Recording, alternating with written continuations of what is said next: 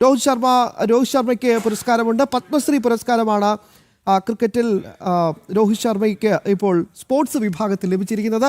ഒപ്പം മരണാനന്തര ബഹുമതിയായി പത്മഭൂഷൺ പുരസ്കാരം ലഭിക്കുന്നു ഷിബു സോറൻ. ജാർഖണ്ഡിൽ ഹേമന്ത് സോറൻ്റെ പിതാവാണ്. ഒപ്പം തന്നെ അദ്ദേഹം ജാർഖണ്ഡ് മുക്തി മോർച്ച പാർട്ടിയുടെ സ്ഥാപകനാണ്. ജാർഖണ്ഡ് മുൻ മുഖ്യമന്ത്രി കൂടിയായ ഷിബു സോറന് പത്മഭൂഷൺ പുരസ്കാരമാണ് ലഭിച്ചിരിക്കുന്നത്. അങ്ങനെ കൂടുതൽ ഡീറ്റെയിൽസ് ഇപ്പോൾ പുറത്തേക്ക് വരികയാണ്. മരണാനന്തര ബഹുമതിയായിട്ടാണ് ഷിബു സോറന് പുരസ്കാരം ലഭിക്കുന്നത്. വി.കെ.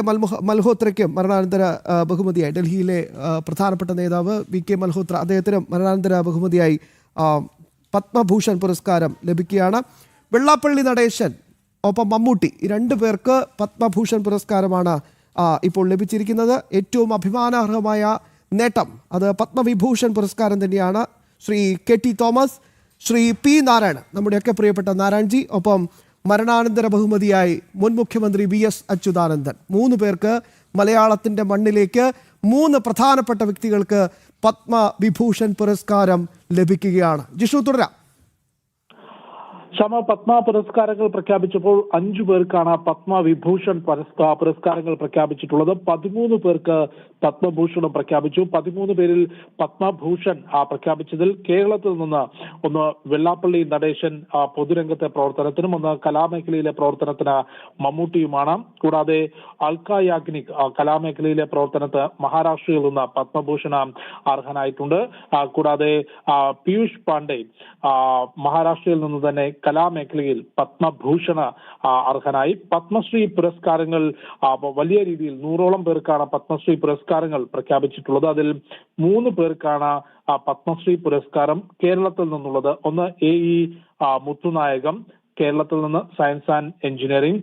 കൂടാതെ ദേവകി അമ്മ, ഒന്ന് കലാമണ്ഡലം വിമല. ഇത്രയും 3 പേർക്കാണ് പത്മശ്രീ പുരസ്കാരം കേരളത്തിൽ നിന്ന് ലഭിക്കുന്നത്. കൂടാതെ കായിക രംഗത്ത് സ്പോർട്സ് മേഖലയിൽ രോഹിത് ശർമ്മയ്ക്ക് പത്മശ്രീ പ്രഖ്യാപിക്കുന്നു. അത് കായിക മേഖലയെ സംബന്ധിച്ച് നേരത്തെ ഭാരതത്തിന്റെ ക്രിക്കറ്റ് മേഖലയിലെ നേട്ടങ്ങൾക്ക് ചുക്കാൻ പിടിച്ചിട്ടുള്ള ക്യാപ്റ്റൻ കൂടിയാണ് രോഹിത് ശർമ്മ. അദ്ദേഹത്തിന് പത്മശ്രീ നൽകിക്കൊണ്ടാണ് രാജ്യം ആദരിക്കുന്നത്. കൂടാതെ S.G. സുശീലാമ്മ കർണാടകയിൽ നിന്ന് സോഷ്യൽ വർക്കിന് പത്മശ്രീ പ്രഖ്യാപിക്കുന്നുണ്ട്. നിരഞ്ജന ദാസ് പഞ്ചാബ്. ഒരു നിമിഷം ജിഷ്ണു, ഗൗതം ദയവായി തുടരുക. വലിയ സന്തോഷം ഈ നിമിഷം ജനൻ ടിവിക്കൊപ്പം പത്മവിഭൂഷൺ പുരസ്കാരം ലഭിച്ച നമ്മുടെയൊക്കെ പ്രിയപ്പെട്ട ഏറെ ബഹുമാനപ്പെട്ട നാരായൺജി തത്സമയം ചേരുകയാണ്. നാരായൺജി, ഒരുപാട് സന്തോഷം. അതിലേറെ ദേശീയത മുഖമുദ്രയായി പ്രവർത്തിക്കുന്ന ഒരു മാധ്യമ സ്ഥാപനം എന്ന നിലയിൽ ഞങ്ങൾക്കും ഇത് വലിയ അഭിമാനമായ ഒരു മുഹൂർത്തമാണ്. അങ്ങേ അത് വിനയപൂർവ്വം അറിയിക്കട്ടെ. ആദ്യ പ്രതികരണം.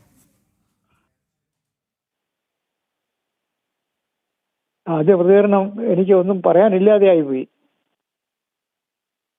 ഇങ്ങനെയൊരു ബഹുമതിക്ക് ഞാൻ അർഹനാവും എന്ന് വിചാരിച്ചില്ല. ഏതായാലും വന്നതിൽ സന്തോഷമുണ്ട്. ഒരുപക്ഷെ ദേശീയത മുഖമുദ്രയാക്കി പത്രപ്രവർത്തന മേഖലയിൽ അങ്ങ് ഒരുപാട് പേർക്ക് വഴികാട്ടിയാണ്.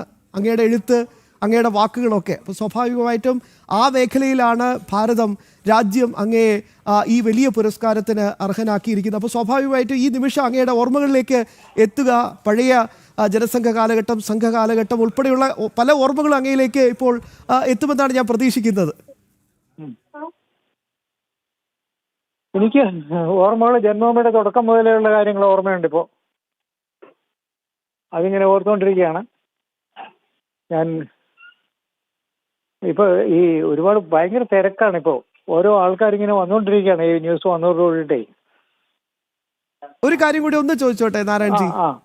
ഒരു വർഷം, ഏതാണ്ട് ഒരു 5 വർഷം മുമ്പ് ഇതേ പുരസ്കാരത്തിന് അർഹനായ പി പരമേശ്വർജി, ഒരുപക്ഷെ അങ്ങയും പി പരമേശ്വർജിയുമാണ് ഇതിൻ്റെയൊക്കെ എന്താ പറയുക ഈ ഒരുമിച്ച് കർമ്മപഥത്തിൽ ഉണ്ടായിരുന്നത്. അപ്പൊ രണ്ടുപേർക്കും ഈ ഒരു വലിയ പുരസ്കാരം ലഭിക്കുന്നു. പരമേശ്വർജിക്ക് കിട്ടിയ ഒരു ബഹുമതിയാണ് ഇതെന്നുള്ളത് എന്നെ ഒരുപാട് വലുതാക്കുകയാണ് ചെയ്യുന്നത്. പരമേശ്വർജി എവിടെ, ഞാനെവിടെ? തീർച്ചയായും അങ്ങയെ തേടി ഒരുപാട് പേര് ഈ സന്തോഷം പങ്കിടാൻ ഇതാ അങ്ങയുടെ വീട്ടിലേക്ക് എത്തിച്ചേരുന്ന ഒരു നിമിഷം കൂടിയാണ്. ഞങ്ങൾ കൂടുതൽ ബുദ്ധിമുട്ടിക്കുന്നില്ല. വീണ്ടും ഒരുപാട് സന്തോഷം അറിയിക്കുന്നു. അതിലേറെ ഞങ്ങൾക്കും ഇത് അഭിമാനമായ ഒരു മുഹൂർത്തമാണെന്ന് ഒരിക്കൽ കൂടി വിനയപൂർവ്വം അറിയിക്കുകയാണ് പ്രിയപ്പെട്ട നാരായൺജി.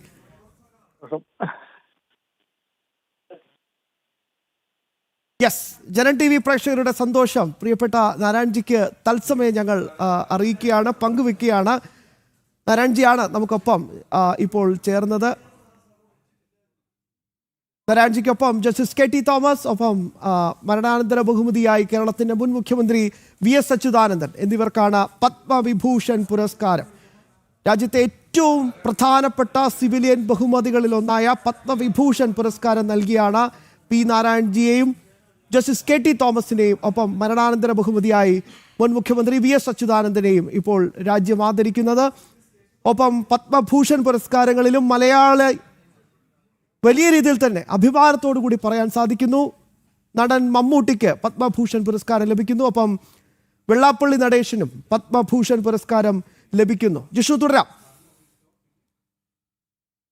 തീർച്ചയായും ഷാം, ഈ വർഷത്തെ പത്മ പുരസ്കാര പ്രഖ്യാപനത്തിലെ ഏറ്റവും വലിയ സന്തോഷങ്ങളിൽ ഒന്ന് 3 മലയാളികൾക്ക് രാജ്യം ഏറ്റവും ഉയർന്ന ബഹുമതി എന്നുള്ളത് പത്മവിഭൂഷണാണ്. ആ പത്മവിഭൂഷൺ രാജ്യം 5 പേർക്ക് നൽകുമ്പോൾ അതിൽ 3 പേരും മലയാളികളാണ് എന്നുള്ളത് കേരളത്തെ സംബന്ധിച്ചും മലയാളികളെ സംബന്ധിച്ചും എല്ലാം തന്നെ വലിയ അഭിമാനമുള്ള കാര്യം തന്നെയാണ്. അതോടൊപ്പം തന്നെ P നാരായൺജിക്ക് പത്മവിഭൂഷൺ ലഭിക്കുന്നു. ഒപ്പം ജസ്റ്റിസ് KT തോമസിന് പത്മവിഭൂഷൺ, അത് പബ്ലിക് അഫയേഴ്സ് മേഖലയിലാണ് KT തോമസ് സാറിന് പത്മവിഭൂഷൺ നൽകി രാജ്യം ആദരിക്കുന്നു. കൂടാതെ അന്തരിച്ച കേരളത്തിന്റെ മുൻ മുഖ്യമന്ത്രി VS അച്യുതാനന്ദനും പത്മവിഭൂഷൺ ലഭിക്കുന്നു. അങ്ങനെ 3 പേരും പത്മവിഭൂഷൺ പട്ടികയിൽ ഇടം നേടിക്കൊണ്ട് രാജ്യത്തിന്റെ ആദരവിന് അർഹമാകുന്നു എന്നുള്ളത് വലിയ സന്തോഷം നൽകുന്ന കാര്യമാണ്. കൂടാതെ പത്മഭൂഷൺ പ്രഖ്യാപിച്ചിട്ടുള്ളത് 13 പേർക്കാണ് പത്മഭൂഷൺ പുരസ്കാരം പ്രഖ്യാപിച്ചിട്ടുള്ളത്. അതിൽ മലയാളത്തിന്റെ സിനിമാ മേഖലയിലെ ഏവർക്കും പ്രിയപ്പെട്ട താരം മമ്മൂട്ടി പത്മഭൂഷൺ പുരസ്കാരത്തിന്